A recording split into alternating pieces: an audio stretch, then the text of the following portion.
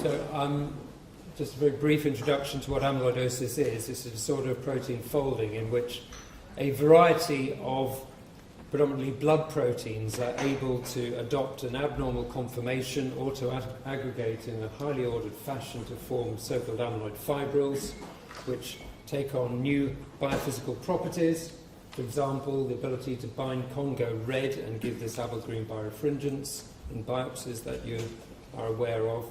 But amyloid fibrils also interact with glycosaminoglycans, and they bind the normal blood protein, serum amyloid P component, SAP, which we have hijacked to radio-label and to develop as a nuclear medicine imaging agent. And those scintigraphy studies have enabled us to study the natural history of these diseases in a rather unique way. So amyloid fibrils build up in different organs throughout the body in different types of the disease and interfere with organ function, and most times are fairly rapidly fatal. Yeah, that's better. So this is a breakdown of different types of amyloidosis that we've seen at the centre here. We've seen several thousand patients in total now. More than half have got AL, formerly known as primary amyloidosis, due to deposition of monoclonal immunoglobulin light chains in various organs, often the heart, kidney, sometimes the liver, many different organs in the body. AA amyloid, about 14% of cases, complicating chronic inflammatory diseases and presenting with renal failure. But interestingly, over the last 10 years or so, we have identified that something up to about 12% of cases have got hereditary forms, mutations in one or other plasma proteins leading to deposition of amyloid in different organ systems, and many of these were being missed until recently. So at our centre we see these days about 800 new patients per year and follow up 2,000 or 3,000 patients with a variety of tests and provide management advice. And these tests include many different types of imaging. I'll show you some of that. There have been some interesting developments lately, and we do a lot of genetic testing.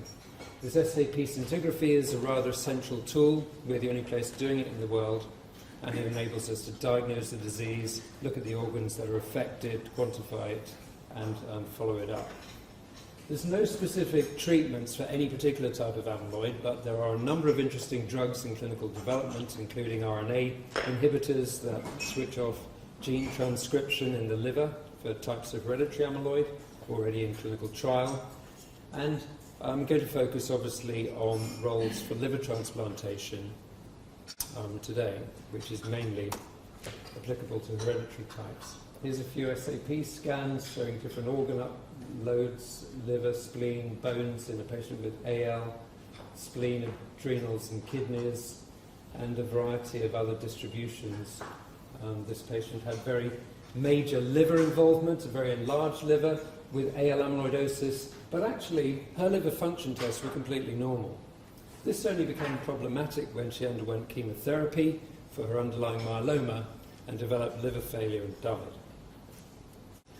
Echocardiography is an essential tool showing a thick-walled heart, but even with these very clever new sophisticated strain methods and so on that give particular insights into cardiac function, echocardiography cannot tell us how much of the thickened heart wall is amyloid and how much of it is muscle.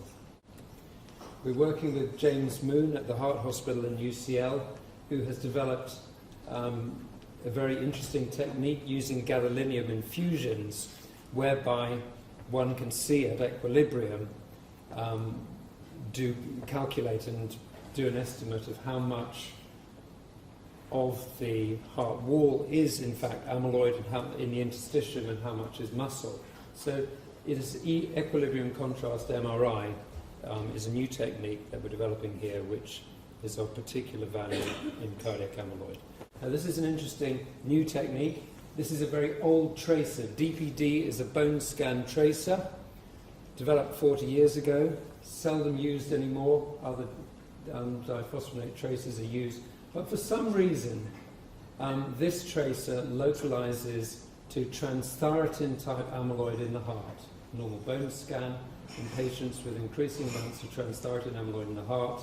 So in fact you can see very little bone uptake. We don't understand this, but this is the commonest type of amyloid for which liver transplantation is indicated, and this DPD scan has given us a wonderful new insight into cardiac involvement, which occurs in both wild-type transthyretin amyloid and mutation-related transthyretin amyloid, which is the cause of the syndrome known as familial amyloid polyneuropathy. Amyloid deposits can regress if the supply of amyloid protein is cut off by anti-inflammatory treatment in AA type, for example in rheumatoid arthritis here, or in a patient with AL amyloid who has done well following chemotherapy directed at their myeloma. So amyloid deposits can slowly regress, and that has been an important encouragement for some of the liver transplant work. So liver involvement in acquired AA and AL amyloidosis is quite common, often subclinical. Hepatomegaly may occur even with normal liver function tests. These livers bleed following liver biopsies, and therefore transjugular method is preferred. But this rarely progresses to liver failure. It does occasionally do that in AL amyloid, and to my knowledge, less than 20 patients in the world have ever had a liver transplant as supportive treatment for liver failure. And most of them have done exceedingly badly because of other organ involvement and the need for them to go on to have additional myeloma-type chemotherapy. So liver transplantation in amyloid has mainly been in the setting of hereditary forms. Hereditary transthyretin amyloidosis accounts for 3 to 5% of patients seen here. Usually presents as this familial amyloid polyneuropathy syndrome from age 30 to 60 upwards, peripheral neuropathy, autonomic neuropathy, and with some mutations, cardiac involvement. The liver is the source of at least 98% of the genetic variant transthyretin protein, and we worked with liver transplant colleagues in Sweden in 1990 who were the first to have the courage to go ahead and perform liver transplants as a kind of surgical gene therapy in this disease. And the first cohort of patients, there's over 2,000 have been done since, I should say. The first cohort of patients all had this mutation, methionine 30, MET30. There's a large number of patients in Portugal, Sweden, Japan, and variously around the world with this mutation. It fairly uniquely doesn't involve the heart, and that has led to problems elsewhere. But here's a patient, Swedish patient who had a liver transplant. This, not very clear images I'm afraid, but the amyloid in the spleen, in the posterior images on the SAP scan, has regressed following the liver transplant. So that's what you might expect if you take away the amyloid-forming genetic variant. The neuropathy barely improves, maybe one halts progression. The autonomic neuropathy in some patients seems to get a bit better, but essentially this seems to slow down progression of the disease. So the 10-year natural history to death may be extended twofold. So it's a good indication, and it's the only treatment of any sort of proven value in the common MET30 mutation. However, in the UK and in many other places, MET30 mutation is not the commonest cause of FAP, and in this country, the alanine 60, so-called Irish variant, is far more prevalent. We've seen 100 patients or so with this mutation. They present at an older age, maybe late 50s to 60, that kind of age. Cardiac involvement is almost universal in them. And after liver transplantation, the cardiac amyloid gets worse. Now, we didn't predict that, but what seems to be happening is that when there is 100% normal wild-type transthyretin in the blood, it's laid down as amyloid more readily on top of the bed of genetic variant amyloid that was there before operation. So this is the kind of experiment one isn't able to do in the absence of people choosing to adopt liver transplantation. So no trials, but we have learnt to our cost that this is not a good idea. Here are a couple of twins with another rare variant who received transplants here, and both patients, I won't go into this in any detail, but both patients had subclinical cardiac involvement which has progressed markedly in the months after transplantation. These are DPD scans in both twins showing a lot of cardiac uptake, cardiac biomarkers, and the imaging shows worsening. But peculiarly, things are levelling off after about 3 years. We don't actually understand what's going to happen to these people. We don't really understand the basis for these observations, so we're still learning. Another type of hereditary amyloid, the other second most common sort, is hereditary fibrinogen amyloidosis, which presents as renal amyloid, usually at about age 62, the proteinuria and hypertension, and patients are in renal failure within 5 years. The liver, both in FAP and in this type of amyloid, are usually not involved. There may be a few traces of amyloid in blood vessels, but the liver is not involved, and that is very relevant to the next talk.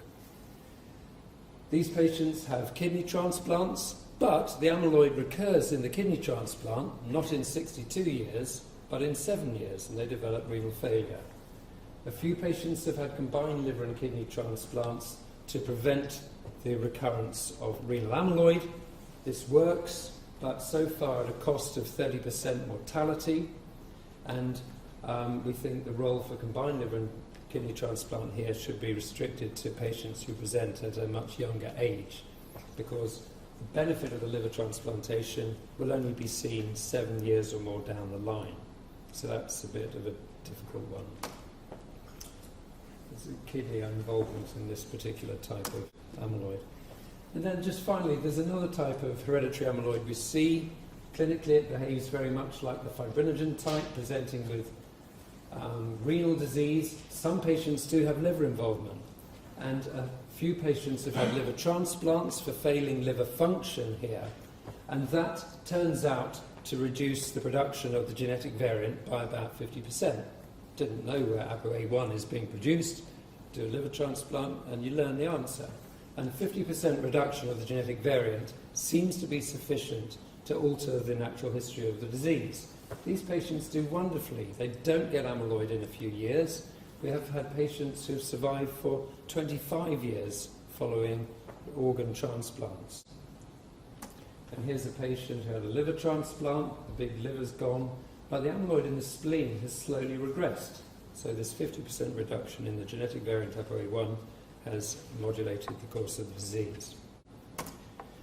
So what about domino liver transplant, the topic of the next talk? We have patients with TTR, related FAP.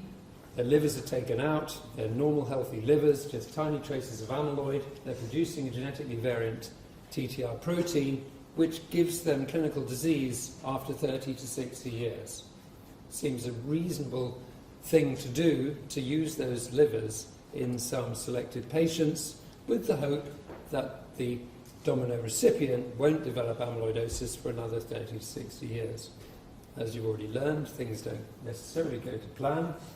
And just as a prelude to the next talk, I'll do some very brief case history of a patient we reviewed last week, a chap from Kuwait who came to Britain, had a liver transplant in 2003 for hepatitis C, cirrhosis and hepatoma. That was about 7 or 8 centimetres.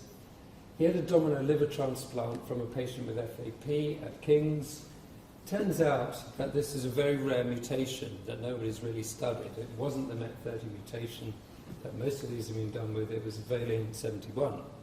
7 years later, this patient, now age 72, has full-blown familial amyloid polyneuropathy, peripheral neuropathy, autonomic neuropathy, and he's the first patient to my knowledge who has developed cardiac amyloid deposits as well.